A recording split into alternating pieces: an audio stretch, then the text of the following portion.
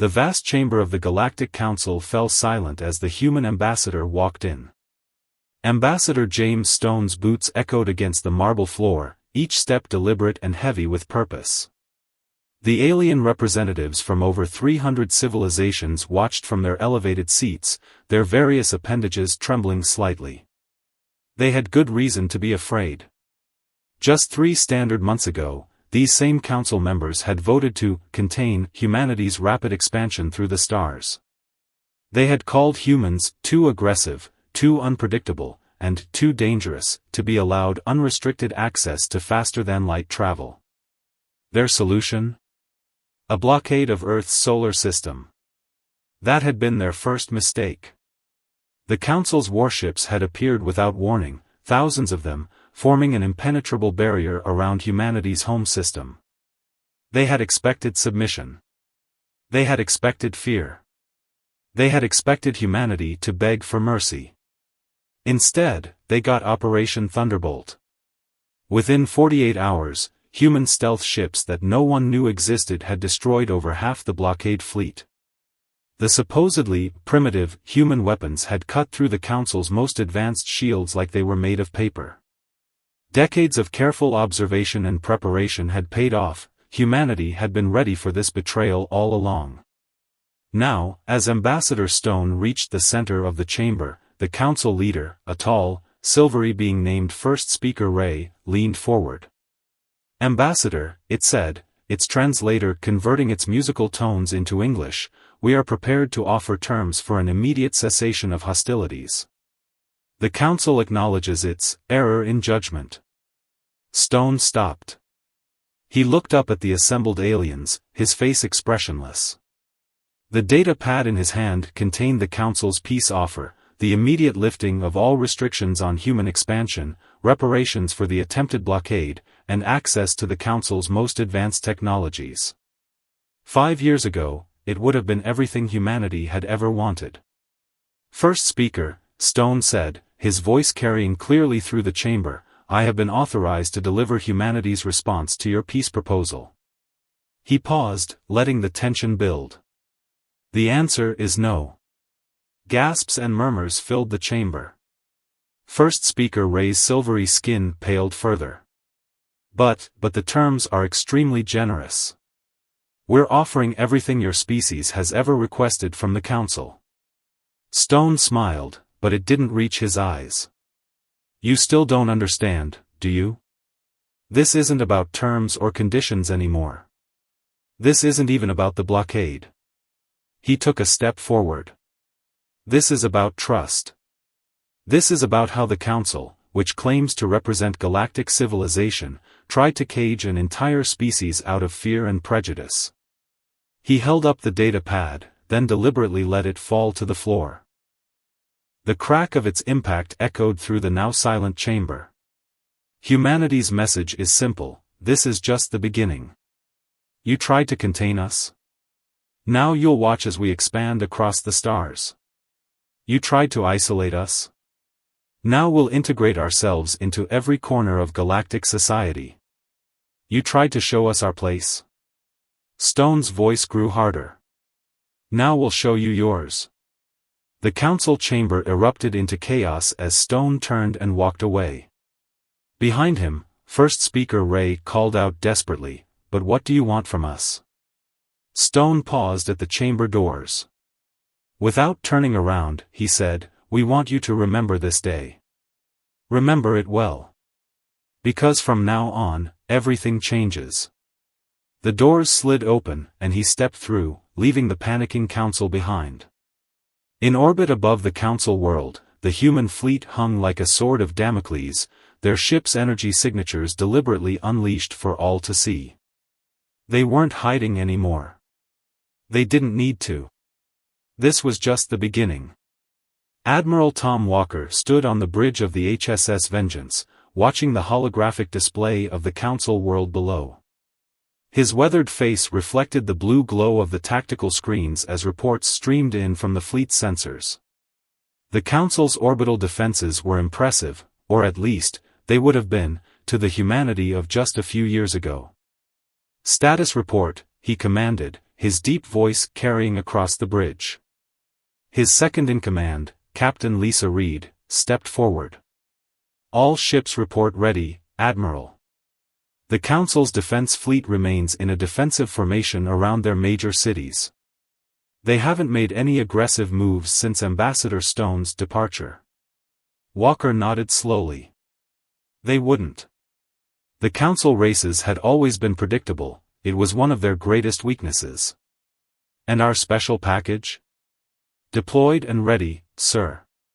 Project Mirror is operating at full capacity." Project Mirror was humanity's ace in the hole, a network of quantum-linked satellites that could disable any ship's shields within range. The Council didn't even know they existed yet. They were about to learn. Down on the Council world, panic had spread through the streets of the capital city. The news of humanity's rejection of peace terms had leaked, and the various alien species that called this world home were facing something they'd never experienced before: true fear. In an emergency session of the Council's inner chamber, First Speaker Ray addressed the gathered leaders, its silvery form trembling slightly. "We must consider our options carefully. The humans have capabilities we never detected, technologies we never imagined they possessed. How? How did we miss so much?" An ancient member of the Council, Master Historian Blue, spoke up. His crystalline form sparkled as he moved. "Perhaps that was precisely our failure. We watched them build ships, develop faster-than-light travel, establish colonies. But we never truly watched them." He activated a holographic display showing Earth's history. "Look at their pattern. Every time humanity faced a crisis, they emerged stronger. Their wars, their disasters, their challenges, each one pushed them to evolve, to innovate. While we sought stability, they thrived on change." In orbit, Admiral Walker received a priority transmission from Earth Command. He opened it, and a small smile crossed his face. "Captain Reed, send the signal to all ships. Operation Starcross begins now." Throughout the human fleet, crews sprang into action. This wasn't just about showing force, it was about demonstrating just how outmatched the Council truly was. Thousands of small objects detached from the human ships, each no bigger than a coffee cup. They streaked toward the Council's defense fleet, passing straight through their shields as if they didn't exist. Project Mirror had done its work. "Sir," Captain Reed reported, "quantum disruptors are in position. Awaiting your command." Walker took a deep breath. This moment would be remembered in history books for centuries to come. Execute Phase 1. In an instant, every Council ship's artificial gravity failed. Their communication systems went dark. Their weapons powered down. The entire defense fleet hung in space, helpless. On the Council world below, the inner chamber erupted into chaos as reports flooded in. First Speaker Ray stared at the displays in disbelief. "Impossible, they've neutralized our entire fleet without firing a single shot." Master Historian Blue's crystalline form pulsed with worried light. "No, not impossible. We assumed they would fight like us, with energy weapons and shield batteries. Instead, they fought like humans, finding the one weakness we never thought to defend against." A message began broadcasting on all frequencies, in all languages. Admiral Walker's voice, calm and clear. "To the Galactic Council. What you are witnessing is but a fraction of humanity's true capabilities. We could have destroyed your fleet. Instead, we chose to demonstrate our power without bloodshed. Remember this mercy." In the inner chamber, First Speaker Ray turned to Master Historian Blue. "What do we do now?" The ancient being's response was heavy with resignation. Now we learn what it truly means to no longer be the most advanced civilization in known space. The humans aren't just rising to join us in the stars." He gestured at the helpless fleet above. "They've already surpassed us. And as their ambassador said, this is just the beginning. On the Vengeance, Admiral Walker watched as Council ships drifted powerlessly in space. "Send the second message," he ordered. Captain Reed nodded, transmitting humanity's terms, not requests, but declarations of how things would be from now on. The age of Council dominance was over. The era of humanity had begun. And somewhere in the vast darkness between the stars, thousands of human ships were already on the move, carrying with them technologies and weapons that would reshape the galaxy forever. The Council had tried to cage a species that had spent its entire existence breaking free of limitations. Now they would face the consequences of that mistake. News spread across the galaxy like wildfire.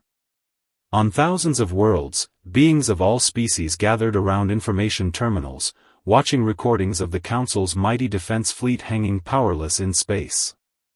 The unthinkable had happened. Humanity had not just challenged the Galactic Council, they had humiliated them. In the trading hub of Port 7, the largest space station in the Outer Rim, Merchant Captain Bill Rogers sat in a crowded bar, watching alien traders rushing to cancel their Council contracts. The station's massive viewing windows showed dozens of ships changing their registered affiliations from Council to independent status. "Quite a show, isn't it?" a voice said beside him. Rogers turned to see Jack Thompson, his old friend from Earth Intelligence, sliding into the seat next to him. The mighty Council, brought to their knees without a single shot fired. Rogers took a sip of his drink. "This was the plan all along, wasn't it? You spooks knew exactly what would happen when the Council tried to blockade Earth." Thompson's eyes twinkled. "Let's just say we've been preparing for this day for a very long time. Did you know that humans have had agents in every major port and trading post for the last decade? Watching, learning, preparing." On the screen above the bar, a new broadcast began. It showed massive ships emerging from hyperspace near major Council worlds. But these weren't warships, they were human trading vessels, filled with technologies that the Council had always kept restricted. Medical devices that could cure diseases the Council had declared too dangerous to treat. Energy systems that could power entire cities for a fraction of the cost of Council-approved methods. "The Council didn't just try to cage us," Thompson continued, watching the broadcast. "They've been caging everyone, controlling the flow of technology, deciding which species gets to advance and which stays primitive. We're about to change all that." Meanwhile, in the Council archives, Master Historian Blue was making a disturbing discovery. His crystalline form pulsed with agitation as he reviewed historical records. The Council's policy of technological restriction hadn't just held back other species, it had made the Council itself complacent. "First Speaker," he called urgently through the communication system. "You need to see this." When First Speaker Ray arrived, Blue displayed a series of historical projections. "Look at the rate of human technological advancement over the past century. Now compare it to the Council's rate of progress over the last 1,000 years. The difference was stark. While the Council had focused on maintaining stability and control, humanity had been advancing at an exponential rate. The blockade hadn't been just a political mistake, it had been the desperate action of a civilization that knew it was about to be overtaken. Back on the HSS Vengeance, Admiral Walker was receiving reports from across the galaxy. "Sir," Captain Reed announced, "we're getting requests from over 300 independent worlds. They want to establish direct trade relations with Earth, bypassing Council restrictions entirely." Walker nodded. "And the Council member worlds? 17 have already announced they're suspending their Council membership. Analysts expect that number to triple within the week." The Admiral stood at the viewport, watching the still powerless Council ships. "Send the reactivation codes. Let's see what they do with their freedom." One by one, the Council ships regained power. But instead of resuming defensive positions, most of them simply turned and headed back to their home systems. The mighty Council fleet was breaking apart, not through force, but through choice. In Port 7, Thompson showed Rogers something on his personal device, a real-time map of human ships revealing themselves across the galaxy. Hundreds of dots appeared, then thousands, each representing a human vessel that had been hiding in plain sight. "We never needed to fight them," Thompson explained. "We just needed to show everyone, including the Council, that there was another way. A better way." Rogers whistled low. "How many ships did we have out there?" "Enough to change everything." While they were watching our official fleet movements, counting our registered ships, we were building a network that spanned the entire galaxy. Today, we showed them the fleet they could see. Thompson's grin widened. Tomorrow, we start revealing everything else. On a dozen Council worlds, protests were breaking out.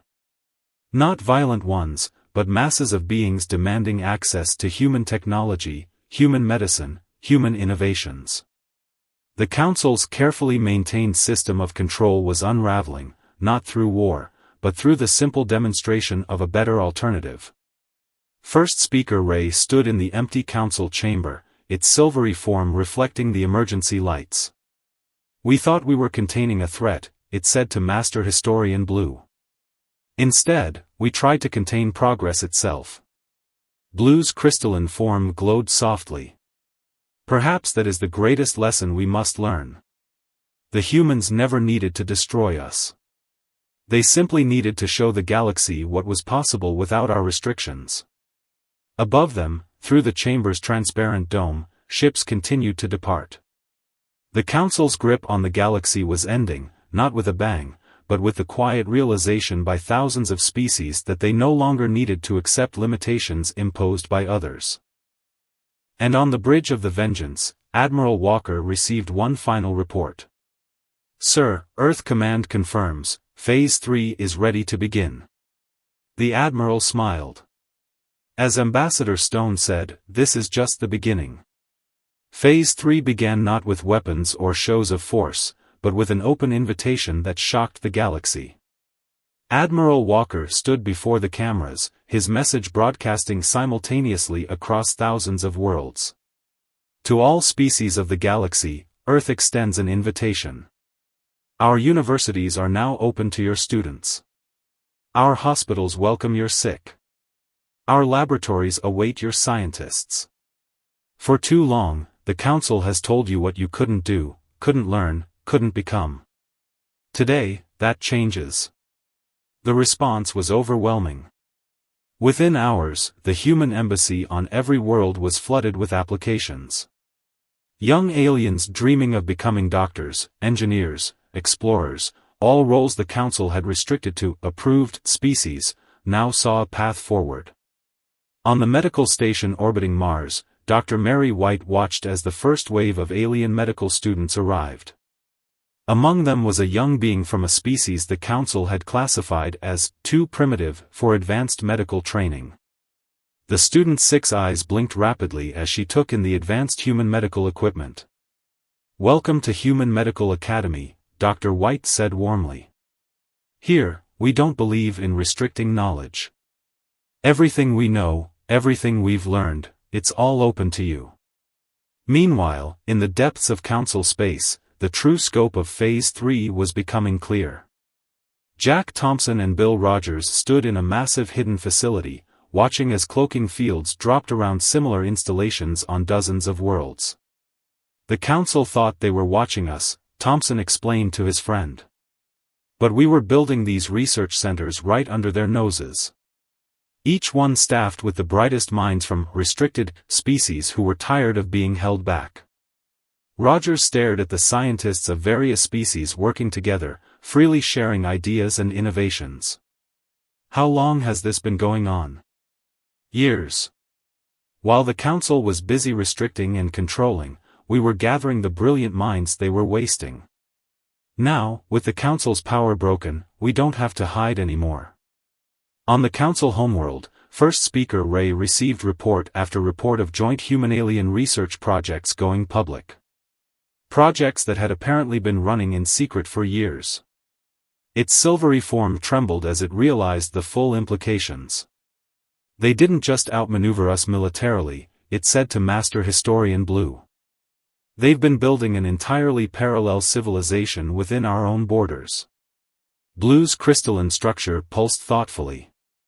Not parallel, integrated. Look at these reports.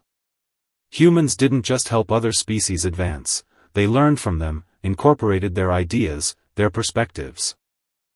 They've achieved things we never thought possible because they didn't share our blind spots. Back on the HSS Vengeance, Admiral Walker and Captain Reed reviewed the latest updates.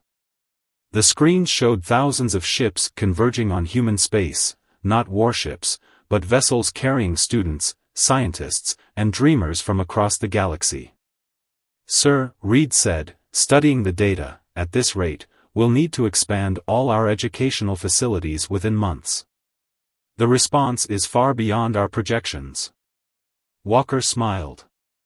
"That's because we offered something the Council never could, hope. Not just technology or knowledge, but the freedom to use it." In Port 7, the transformation was already visible.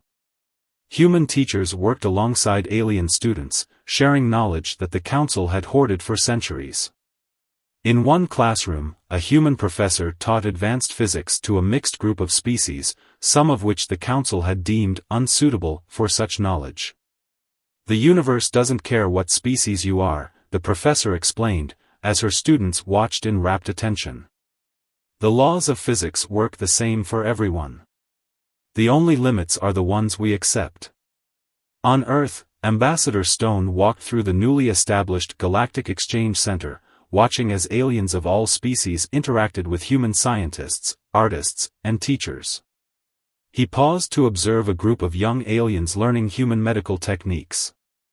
"Sir," his aide approached with a data pad. "We've received another message from the Council. They're asking to negotiate the terms of their dissolution." Stone nodded. This too had been expected. "Tell them we'll discuss it, but not as superiors to subjects. The age of the Council deciding the fate of other species is over." In orbit around Earth, a vast new structure was taking shape, the first truly galactic university, open to all species. Its design incorporated architectural elements from 100 worlds, a physical symbol of the new era humanity was ushering in. Thompson and Rogers stood in Port 7's observation deck, watching ships arrive from across the galaxy. "You know what the funny thing is?" Thompson mused. "We could have kept all this to ourselves. Built our own empire to replace the Council's." Rogers nodded. "But that would have made us just like them. This way, we lift everyone up together," Thompson finished. "And in doing so, we all go further than any one species could alone." As the galactic night deepened, countless beings looked up at their skies with new hope. The Council's age of restriction was ending. Humanity's promise of open knowledge and shared progress was beginning.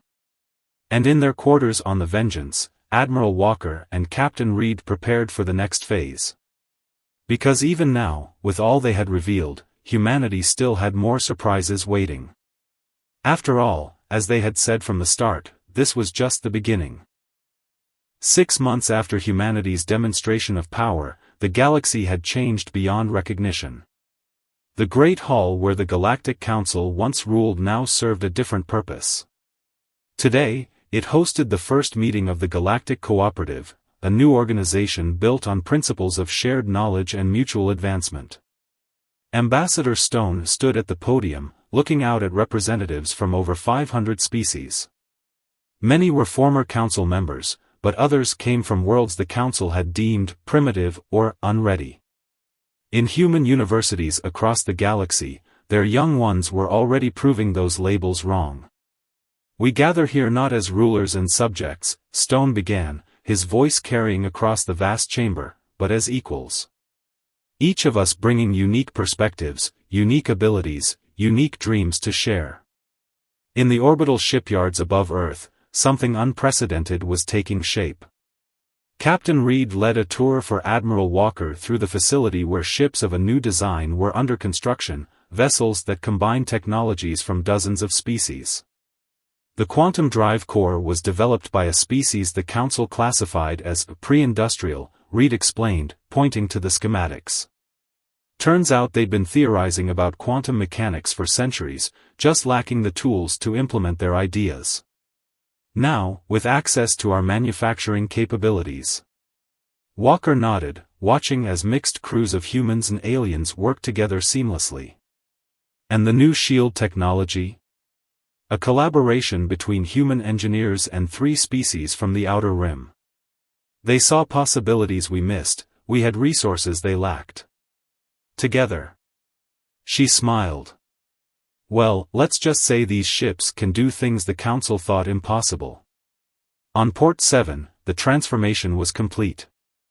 Bill Rogers walked through streets that buzzed with energy and innovation. Street vendors sold food from 100 worlds. Schools taught knowledge from 1,000 cultures. In one corner, he spotted Jack Thompson deep in conversation with a group of former Council scientists. The biggest lie the Council told, Thompson was saying, wasn't about technology or power. It was the idea that advancement had to be controlled, measured, restricted. That some species weren't ready for knowledge. One of the scientists, their crystalline form similar to Master Historian Blue's, pulsed with agreement. We believed we were protecting the galaxy from chaos. Instead, we were stifling its potential. In the medical wings of the new Galactic University, Dr. White supervised as students from formerly restricted species made breakthroughs in treating diseases the Council had declared incurable. Their fresh perspectives, combined with human medical knowledge, were revolutionizing healing across the galaxy. Doctor, one of her 6-eyed students called excitedly, I think we've found it. The protein sequence you showed us, if we combine it with our traditional healing crystals. White smiled as she reviewed the data. Another, impossible, barrier broken, not through force or control, but through shared knowledge and collaboration. First speaker Ray, now serving as a cultural advisor to the cooperative, stood with Master Historian Blue in the archive chamber. They watched as centuries of restricted knowledge was made freely available across the galactic network. I feared chaos when humanity broke our power, Ray admitted. Instead, they've brought something we never managed, true unity through diversity. Blue's crystalline form sparkled. Perhaps that was their greatest weapon all along. Not their technology or their ships, but their ability to see potential where we saw only limitations. In Earth's orbit, the new Galactic University had become a symbol of this new age. Its halls were filled with beings of all species, sharing knowledge, conducting research, breaking through barriers that had stood for millennia. The Council's old restrictions were being proven wrong daily as primitive species made breakthrough after breakthrough. Ambassador Stone received a priority message in his office. The last holdout worlds, those that had clung to the Council's old ways, were requesting membership in the cooperative. Not out of fear or compulsion, but because they saw the incredible advances being made by those who had joined. Tell them they're welcome, Stone instructed his aide. Same terms as everyone else, full sharing of knowledge, no restrictions based on species or origin, complete participation in joint research projects. On the bridge of the HSS Vengeance, now serving as a training vessel for multi-species crews, Admiral Walker watched as his new cadets ran through their exercises. Humans worked alongside beings from worlds that, just months ago, had been forbidden from touching advanced technology. Admiral, Captain Reed reported, the first wave of joint species ships is ready for launch. They're requesting you do the honors. Walker stepped to the communications panel. Across the galaxy, billions of beings watched on their information screens as he spoke. To all ships of the first cooperative fleet, you carry with you not just the hopes of humanity, but the dreams of every species that yearn for freedom to grow, to learn, to explore. The stars are no longer blocked by artificial barriers. Together, we will go further than any of us could have gone alone. As the new ships launched, their crews representing dozens of species working in perfect harmony, Ambassador Stone's words from that fateful day echoed across the galaxy. this is just the beginning. But now those words held a different meaning. Not a threat, but a promise. Not an end to the old order, but the birth of something greater than the Council could have ever imagined. Humanity had not just changed the galaxy's power structure, they had transformed its very nature. And as the first graduates of the Galactic University prepared to share their knowledge with their homeworlds, as joint research teams made daily breakthroughs, as ships of the cooperative fleet prepared to explore beyond the galaxy's known borders, one thing became clear. The true age of galactic civilization was only just beginning.